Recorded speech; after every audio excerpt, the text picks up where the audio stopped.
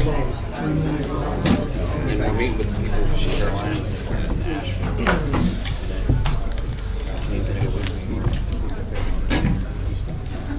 Thank you, everybody, for joining us this evening. I'll call the board meeting to order. I'd like to invite Chaplain Stanley to come up and open us with an invocation like we always do. Is the chaplain here?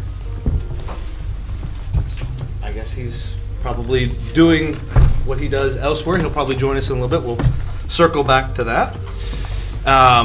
You know what, I recommend Sure. if Dr. Jackson does the blessing. Dr. Jackson, if you would. Sure. Let's pray. Lord, we thank you that we're called to convene in this forum. We thank you that we have the opportunity and the privilege and the responsibility of trying to manage this health system for the good of the patients in this community. We recognize this is a sacred trust, and again, we thank you for this. We pray for wisdom on behalf of the board members, on behalf of the management. We thank you again for the blessings bestowed upon Erlanger. We pray for your healing hands to work through our physicians and our nursing staff and all our ancillary personnel. And we just again thank you for your bounty. We praise your name, and we ask that we would review this with your wisdom, with your humility. In your son's name, amen. Thank you. Everybody has the agenda that was circulated previously. If anyone has anything to add to it or adjust or take off of it, we can, but it's set. I see that we have a good, healthy attendance here tonight. If you would, I see it right there. There's a clipboard being passed around. We have to keep records of everyone who's here, so if you just sign in.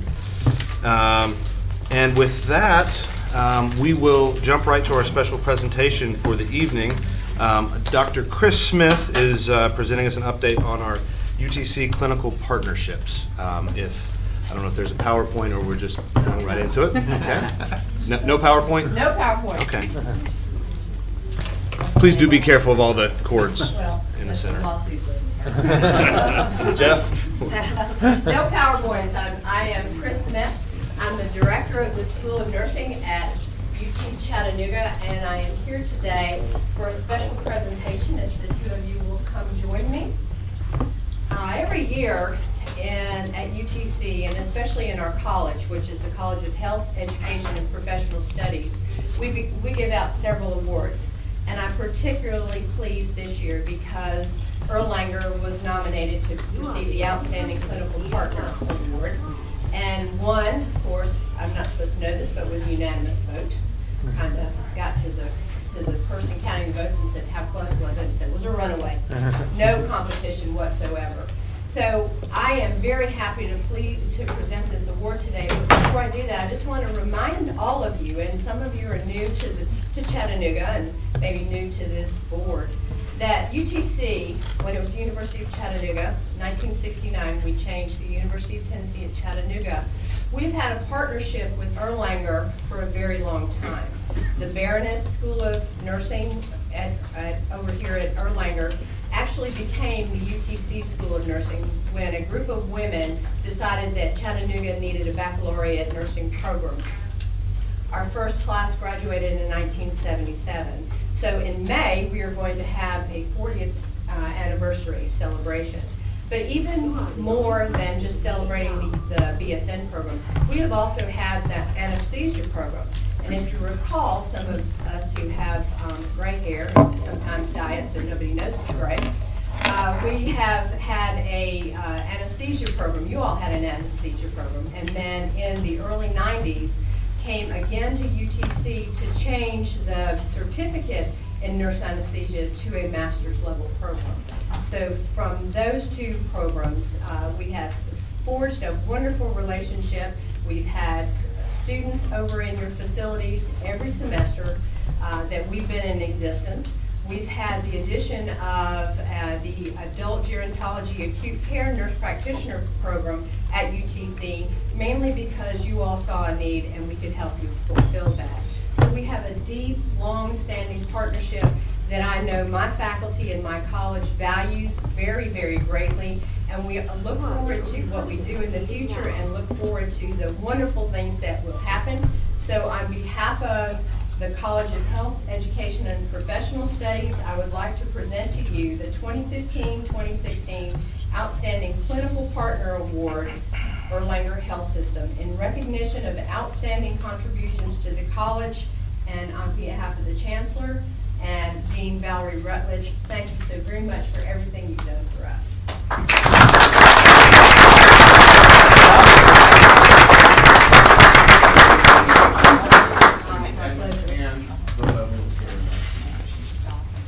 I'd be remiss if I did not acknowledge the clinical staff that have taken time to come. So would you all just stand up, if you will?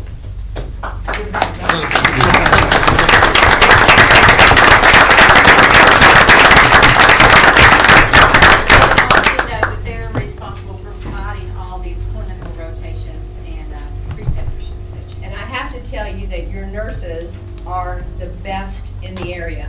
Our pass rates are very high in our NCLEX, our initial licensure. It's because we have a good faculty, but more important, we have wonderful nurses that our students work with one-on-one.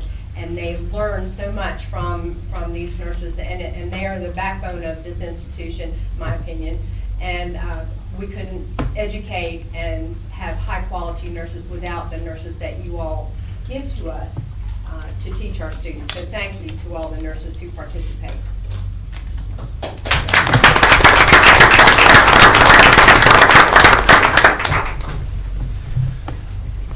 And now we'll move on to review the minutes from last month's meeting. Everyone should have received them in time to review. If there's no omissions or additions to the minutes, I will entertain a motion to approve them. So moved. So moved. Do I have a second? Second. All in favor? Aye. Any opposed or abstaining? The minutes pass. Thank you. On to committee reports. Budget and Finance, Mr. Hawes. I believe you all met this month? We have, no report, or? I think you have a couple of items on the, well, I'm not sure if you do. I've got- One resolution. One resolution, yes. I've got food in my mouth and I can't So I talk. can't. Everyone, there's a list here of who I'll be calling on next. Let's go ahead and swallow. I just want to say we're in the process of reviewing the budget, and we'll be bringing that to the board meeting next month. And it's quite a process, but we'll be bringing that to the board at the next meeting. Great. Do you want to come back to the resolution? We'll come down to the resolution. I think Britt's going to actually present it. Thank you. Joint conference, Dr. Kern? Is Dr. Kern here? Did joint conference meet this month? They did. I do not see any There's a resolution. report for the closed session, or no, on the consent. That is on the joint conference, on the consent On the calendar consent is from the joint conference. Okay. But there will also be the privileges and the Privileges. yeah. Okay. Did Planning Committee meet this month? Planning Committee did not meet, Mr. Chairman. Thank you. Audit and Compliance, Mr. Griffin? Did not meet. Did not meet. Legal Committee, Mr. Webb? Legal committee did meet. We discussed revisions in the bylaws, and I think Jeff probably have more information about that as well. Okay. And that's the second on the resolution. agenda, yes. Great, thank you. I do not believe Management Board Evaluation met this month, nor did the Personnel Committee, to my knowledge. And Jennifer was trying to dial in. That was the wonderful music we were hearing, but we all know Jennifer. She's probably traveling somewhere exotic. With that, I don't believe there's any unfinished business, and I'll open the floor to Mr. Tabor to present Resolution 16601.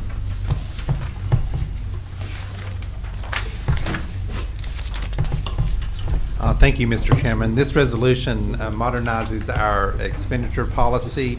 It really does three things. One being that we looked at the industry standard for expenditures and found that we were way below the minimum of like health systems. This policy takes us up to the $1 million amount, but we're still at the minimum of like facilities. This also eliminates the duplication that you've seen at previous presentations, where once we approve the budget based on our current policy, we still have to bring it back again twice for review, and this eliminates that. And then finally, it allows us to respond quickly to changes in the market. As things change, and as you know, within the healthcare industry, things are changing quite quickly, and this allows management to respond to those things quickly and to our physician partners as well. So I'm proposing to modernize the expenditure policy. Again, this takes us up to the minimum of the industry standard. It does not surpass the minimum, and it allows us to remove a lot of the duplication that we've seen in the existing policy. And just to clarify for some of the newer board members that maybe haven't been through a budgeting process, as Mr. Haas said, we approve a budget, very detailed, takes a few months, lots of review, and historically, you would then have to come back for Yes. every line item that exceeded the limit 500,000, yeah. and get that. For capital, reapproved. that is correct. This is moving it so that that doesn't happen. Right. And that limit is moving as well. That is correct.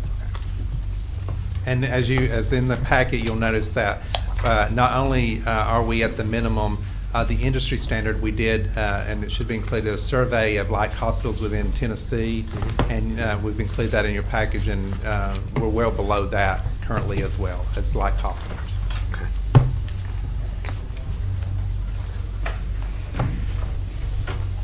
Questions from board members? Any questions? I think it's important that you're able to buy equipment when needed. You don't have to wait. Yes. Get board approval when you need something quickly. So I make a motion to approve it. Have a motion? Do we have a Second. second? All in favor? Uh, Any opposed or abstaining? Thank The you, sir. resolution passes. Thank you, Britt. Next, we have Mr. Woodard to talk to us about modernizing, or updating, restating. Thank you, Mr. Chairman. As Mr. Webb stated, it's my pleasure to present with you on behalf of the legal committee a recommended, which is in your packet, a recommendation for amendments, revisions, and a restatement of the authorities governing bylaws. This, you may, I know you all are aware that the legal committee is charged with responsibility on an annual basis to review. Unfortunately, our last revision was in 2012. We've been working on it for some time. We've been reviewing it all along, but our effort, as you said, Mr. Chairman, is to modernize, to get our get the bylaws to where to match existing practice and hopefully to match what is going on in the community and in the industry standard. You have a copy in your packets. Many of you attended legal committee meetings where we discussed the revisions. I'm happy to answer any questions that you have regarding and leave it at that. I'm happy to discuss highlights as well if you'd like that. We made 25, 30 revisions. Some of them were ministerial, some of them were substantive, but again, we tried to streamline processes and to enable us to do what we need to do and do what the board needs to do. When was the last time these were adjusted or? 2012. Okay. July of 2012, Jack. And for what it's worth, it's kind of best practice to look at them and review them and adjust when necessary. Annually would be preferred? Annually is what the charge is in the bylaws, Jack, and I've been reviewing them. So it's just a matter of getting them. The legal committee, we've been working on this for I think for some time. I think through at least 2 chairpersons and maybe 3. But again, we've reviewed them and we will continue doing that. I think it's important. That's a good point. The bylaws are a living, breathing document. They should be match what we're doing and how there are standards around it. One of the recommended changes from the legal committee is based on just that. It's deletion of the personnel committee. Historically, the personnel committee has served one purpose, and that's to review HR policies. As you might imagine, our HR policies very rarely come to the board, and so they're antiquated. So you wait until you get enough policies to justify getting on the calendar, and then by then something has changed and there's time for a change again. So again, that's the only purpose. We surveyed 25, 30 or so publicly accessible bylaws. Most of them do not have a personnel committee that serves that function. Maybe, sets wages, defines community need, looks at where you're going to direct hiring for the strategic future, but not for reviewing personnel policies. That's, without exception, I didn't find anywhere the governing board in hospitals similar to Erlanger, were public and private, that did not delegate that to executive management. And we actually had a couple of meetings where we discussed the revisions. And we discussed it, we put it over to discuss it again because there were so many questions involved with it. And like you say, it's taken quite a bit of time to get to the revisions. He has done a great job streamlining where we are on the bylaws. We all had an opportunity to take a look at it and see exactly what was in it. There are a few changes. There are no huge changes here. There are some things that need to be removed. You say with personnel, the HR, there's a couple of things that needed to go. Recommendation was made that those things be taken out, and I think it looks really good the way that it is now. Like you said, it is a living, breathing document. It's something that we need to take a look at annually. But I think where it is right now, it looks great where it is right now. And if it's not functioning, if it's not working, that's one of the primary responsibilities of the legal committee, going forward. So we can take that back and change it. Hopefully it won't take 4 years to get it revised again, Mr. Chairman. And that was not a slight to my chairpersons that it's taken so long. It's a big document, a lot of changes, a lot of important issues, and kind of looking how it fits and dovetails with everything else that we're doing. Well, I think it was probably, Mr. Webb is probably understating the work that went into it. It's probably helpful that we have a board member familiar with the legal world and the legal system. So thank you for your time on that. Believe me, Jeff gets all the credit for this one. Again, he is just, in my opinion, he's done a fantastic job looking at this huge document and being able to determine the things that need to be removed, the things that needed to stay, the things that needed to be nuanced, and I think that's where we are right now. And again, I think it looks great. And so I thank you from the legal committee, and I know we all do. I appreciate Great that. job. Is there one question? Is there any further approval from outside bodies, from appointing bodies, or anything like that that's required to make these changes effective? No, not that are required. There's nothing in here that, in my opinion, that's inconsistent with the private acts or the Metropolitan Hospital Authority Act that would require that. Whether we want to do that as a body, to maintaining the relations with our appointing entities, Mr. Chairman, is a decision, I think, for the board to make. Mr. Hollis brought that up at some point in the discussion. I believe it was Mr. Hollis and maybe Mr. Smart too, as to whether or not we wanted to do that. So defer to, yes. I make the recommendation that we allow the body that created us to review what we're changing, Okay. so that they're on board with us.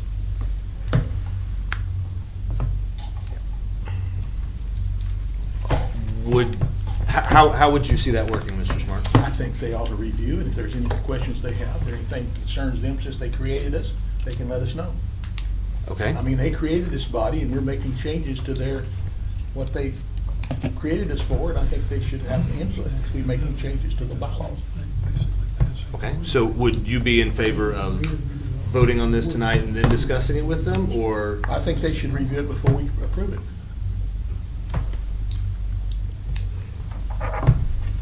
Okay, so that would be a motion to table it until we can get review. I would. Okay, and would that be? How could that work? I'm just thinking, because there are multiple appointing bodies, or can we get them all to vote on something? How would we garner their approval? I guess would be a question.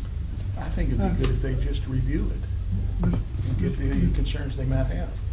Mr. Chairman? Yes, sir. I was thinking that the The only thing the appointing bodies were involved with was the actual authority itself, the authority document itself. Mhm. The bylaws were developed by the board to operate underneath the law, underneath the Authority Act. Okay. And so the appointing bodies are not the ones that actually wrote these bylaws, at least not in the beginning. It seemed like the original board would have been the one that wrote the bylaws. And so within the Authority Act, we can't change the Authority Act, we can't do anything at all with that. But within the Authority Act, we can write the bylaws on how we're going to function as a board and as a hospital.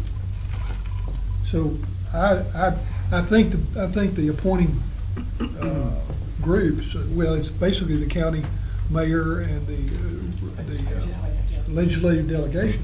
Those two groups need to be advised or made aware of or given this information and offered to answer all their questions about it. But I don't think we have to get their approval on this. I think we can give it to the chairman of those committees and let them approve it on behalf of those bodies. Approve So that would be approve. the mayor and the chairman of the delegation. Delegation. But we don't need their approval. We could give it to them and let them know that we made That's a correct. change. Yeah. We can make them aware of it, but we Right. don't need their approval. No, we don't, but I think if we're gonna keep good relationships, we need to bring them on board with us.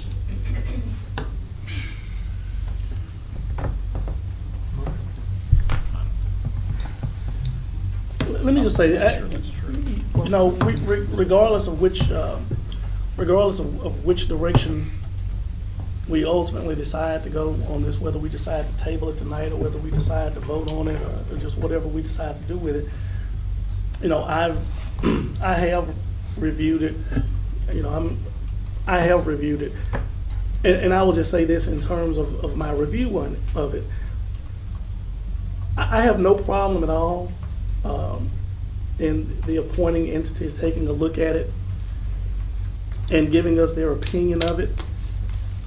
I really don't believe that there is anything in the revisions that have been made to the bylaws on which the hospital authority operates. I really don't believe that there is anything in there that would cause any level of concern by anyone who would review it. I really don't. I don't have a problem with tabling this and then figuring out a way that they can take a look at it. There's nothing, in my opinion, there's nothing controversial here. There's nothing that affects the bottom line here. There's nothing that I believe there is very little, if anything, for anyone to be upset about in the revision of the bylaws. I may be wrong with that. Someone may take a look at it and get highly upset about it. I've been wrong on several things before. But I guess I'll just say that to throw that out there. I really do believe that this is one of those things that we could probably vote on and then have the conversation about these are the things that we've changed simply within the bylaws, because they really don't affect the way the hospital authority runs. It doesn't affect the bottom line. And it would be us, again, giving them the courtesy of knowing that this is something that's been changed. I'm very sensitive. I promise you, I'm very sensitive to making sure that we do everything to keep all the stakeholders involved and given information on what it is that we do. I would hate to get to the point of feeling like we couldn't move forward or we couldn't operate on things that really don't affect the bottom line here at Erlanger without some form of pre-knowledge as to what it is that we're doing. I think in many respects that takes our ability as board members away from us and invested in different individuals. In terms of and this will be the last thing that I say, in terms of the bylaws, a revision in the bylaws, I really don't believe that there is anything in there that would cause any level of concern by anyone who would review it. I really don't. I think it's very little, if anything, for anyone to be upset about in the revisions of the bylaws on which the hospital authority operates. I just, in terms of I don't see anything there that I think would be a concern. And believe me, I promise you, I've looked over it several times. But with that being said, I'm willing to do what the majority of the board wants to do. If we want to table it tonight and then look at it and have others look at it, I'm fine with that. If we want to vote on it, I'm fine with that. That's my 2 cents.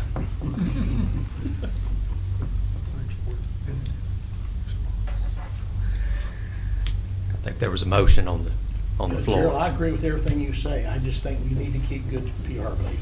That's all I'm saying. No, So, Mr. Chairman, let me ask, can't you just make a motion to approve this resolution with the intent to inform the bodies that would be involved of what those changes were made, so that they're well informed? You can make that motion. Well, I'm countering that motion by saying that's my motion, is to make the motion to approve with the intent to inform. And I'll say this too, as chairperson of the legal committee, I will, if it is okay, if I have the ability to do it, or the authorization to do it as chairperson of the legal committee, I will make sure that the appointing entities know of every specific change that's taking place within the bylaws. And I'm willing to have that conversation with them immediately. Okay, so we have, Jeff, you may have to help me in the rules of order here. We have 2 motions, neither of which have a second, so we're not ready to vote. If anyone would like to second either of the 2 motions, we can vote either way. I would like to second Rick's motion. Okay? Motion and second. That case, then all in favor of Rick's motion and Gerald's offer to help explain? All in favor of that particular motion? All in favor? Aye. Aye. Aye. So We may need to do a roll call. but- Let's do it. Let's do a roll call. Thank you. Like I said, I need help with the rules of it. Roll call. Mr. Webb. Aye. Mr. Haas. Yes. Yes. Yes. Yes. Mr. Smart. Yes. Yes. Dr. Kern. Mr. Wilson. And myself. Yes. With that, that motion passes. Mr. Chairman, I would be remiss if I didn't compliment everybody on this side of the table for their help on it. Mr. Webb only saw what I produced, but everyone on this side, including Tom Ed, in his term as chair of the legal committee and as current member of the legal committee, did a lot of work on this as well. So thank you very much. Thank you. And thank you, everybody, Mr. Smart included, for a good conversation. We need to have those when we need them. With that, we do have 2 resolutions on the consent calendar. If there's no further discussion on that, I will entertain a motion for the consent calendar. So moved. I have a second? Second. Second. All in favor of the consent calendar, the resolutions? Aye. Aye. Any opposed or abstaining on that? With that, the consent calendar passes. Informational items, as always, are available, but there will be no report today. Dr. Kern, Chief of Staff. No report. No report. Thanks, sir. Dr. Four. Sir. I saw you down there. I'm here. Your report, please, sir. Thank you have one? I do. Whether it's the first grade or medical school, June is always a time of transition. Our programs are preparing for graduation ceremonies. We're also preparing to welcome about 55 new residents and fellows into our organization the end of the month, and they'll be ready to start work on July the 1st. May was a very busy time in medical education. Our urology and emergency medical services programs underwent reaccreditation surveys, and it appears they did very well. We had our resident research week with over 30 research projects presented. That was followed a week later by our 3rd annual Quality Improvement Patient Safety Day with, again, over 30 projects presented by residents, as well as a very impressive representation from nursing for the first time. So it was great to see medical education and nursing working together on quality improvement and patient safety. In terms of the dean search, the search committee has presented the names of 2 finalists to Mr. Spiegel and to Dean David Stern in Memphis. Discussions are ongoing. There's been no closure to the process yet, and we hope that we will have some good results very soon. That concludes my report, Mr. Chairman. Thank you. Yes, sir. Next, Mr. Spiegel, your CEO report, if you would, please. Mr. Chairman, thank you very much. Mr. Haas talked a little bit about the Finance Committee presenting the budget to the committee. They are going to review again at the next Finance Committee. I just want to bring out some highlights that this new budget talks about an increase of 400 full-time equivalents, 400 additional FTEs, which is fairly robust and represents the trajectory of growth that Erlanger is on right now. It talks about one of the largest routine capital budgets in the history of Erlanger, of an additional $45.5 million in investment, specifically $33 million that is going to be spent on the first phase of the EPIC implementation, which is tied to the go live. An additional $2 million in routine capital added to the existing $8 million project, bringing a total of a $10 million project for our Cardiovascular Institute, which is going to take the level of cardiovascular medicine to a new all-time level, which I'm very proud of. The Cancer Center at Erlanger East, an additional $2.8 million for a linear accelerator that was approved previously by the State Department of Health for the CON. An additional $1.2 million for a surgical admitting unit, as our growth regionally comes with not only our helicopter program and our transfer center bring in patients. Best practice was at Johns Hopkins Shock Trauma, and we had gone there. Dr. Dart had led that with our administrative and nursing team, and we had gone there and took a look at best practice of a surgical admitting unit that is going to be staffed 24 hours, 7 days a week, and also local computer IT infrastructure upgrades to handle all that. So that's something really proud of where we're headed as an organization, and I'm proud of the budget process and looking forward to our next Finance Committee meeting. Chattanooga Heroes Run, Erlanger is sponsoring that run on Saturday, July 16th, to honor each of the 5 uniformed servicemen who paid an ultimate sacrifice here in Chattanooga, and Erlanger's part in that process is very important. It's following that, there's going to be, following the 5-mile run, there's going to be a children's kids run, which I'm going to personally run with the children, because it's a whole lot shorter, at UTC's campus, and again, it's a privilege for Erlanger to be part of that significant event. The 9th Annual Trauma Symposium brings together all the expertise to keep the pre-hospital care providers, physicians, and nurses at continuing education for the region. We're expecting approximately 350 nurses, doctors, and pre-hospital care providers to come to the Chattanooga Convention Center to hear more about our trauma program and educate them at the next level.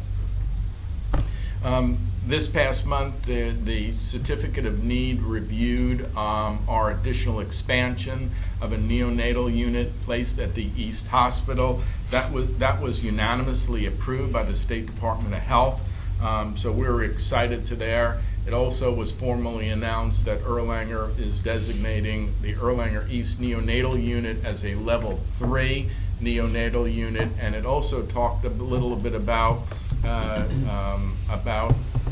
our program here at the Baroness campus of our neonatal unit being a level 4 unit. So these are the things that we're very proud of. These are really exciting times. Us, the whole administration, working with our physicians to come up with the capital budget, the operational budget. I want to thank Britt Tabor for bringing all those technical expertise to the table, and Robert Brooks for leading the strategic view of our capital needs and alignment strategies with our physicians. Mr. Chairman, that is my report. Thank you, Mr. Spiegel. Unless any of the board members have any questions for Mr. Spiegel on his, or any of the other reports, I'll point everyone to our upcoming meetings. And I want to take a split second here and just thank all of our board members. I know we did committee reassignments a few months ago, and I know everybody's kind of maxed out on all the committees, but Kitty hasn't had to call me all that often to say we're short of people. We've historically had problems getting everybody, because it's a lot of work. So I thank everybody. The committees have been fully staffed. We're seeing a lot more effective resolutions, the bylaw updates, all of that stuff. So thank you all for your time and service. I know it eats into family time a lot, so appreciate that. And our friends who drive down from Cleveland, Mr. Griffin. And so with that, point everybody to our upcoming meetings. Remind everyone that we need to step upstairs and do our credentialing. And with that, the board meeting is adjourned.